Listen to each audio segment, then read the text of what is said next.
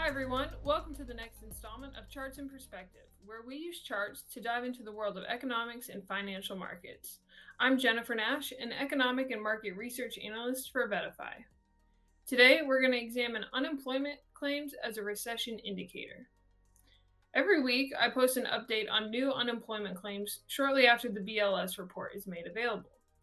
This tends to be a rather volatile indicator, so I like to focus on the 4-week moving average to try and offset some of that volatility.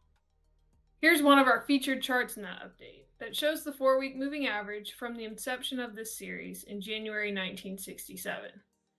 Typically, the financial press takes a fairly basic view of the latest number, and the market may react for a few minutes to a few hours to that initial estimate.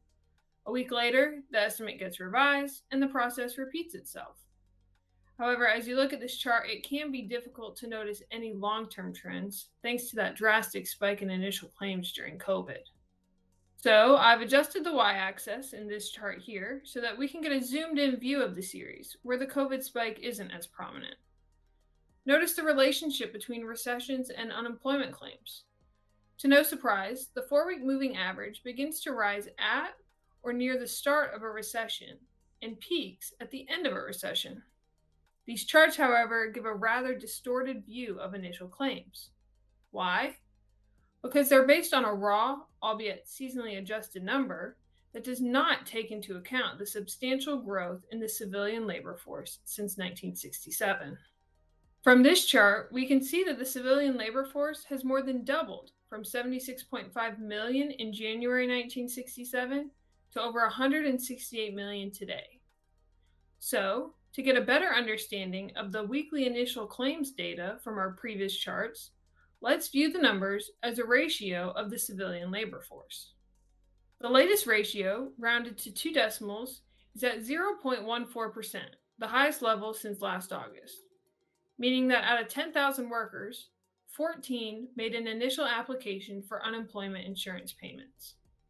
To 3 decimals, the latest ratio is at 0.138%, which is clearly well below the all-time high that we saw in April 2020 at the start of the COVID pandemic, and just slightly above the all-time low from October 2022. Now, so far, we've only been looking at data for initial claims, which measures the number of individuals who filed for unemployment for the first time during the previous week.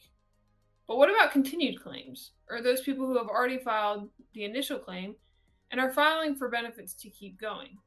This next chart here shows the ratio of continued unemployment claims to the civilian labor force. The record low for this ratio was reached a year ago last June, but has been trending upwards since then, with the latest ratio at 1.08%, meaning that out of 1,000 workers, approximately 11 are receiving continued unemployment insurance benefits.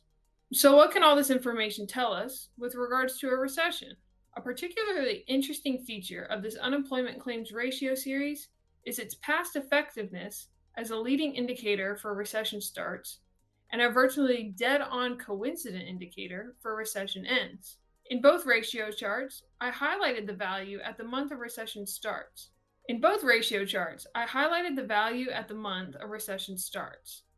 In every instance, the trough in claims preceded the recession start by a few too many months, but the claims peaks were nearly identical with recession ends. Here's a table that shows the actual numbers. So back to our question. What does all this information tell us about where we are in the business cycle and our current recession risk? If we look at the data in this table, we can see that the initial claims lead time for a recession has ranged from 3 to 22 months with an average of 11 months.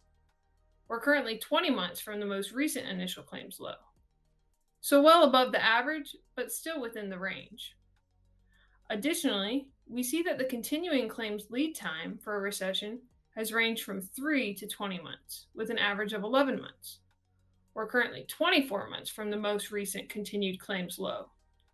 So again, well above the average and just slightly outside of that range. We've been warned of a recession for much of the past 2 years, and one has yet to appear. Nevertheless, that doesn't mean we're out of the woods yet, especially when looking through the lens of less traditional recession indicators, such as the one we discussed in this video. That's all for our discussion. Thanks for tuning in.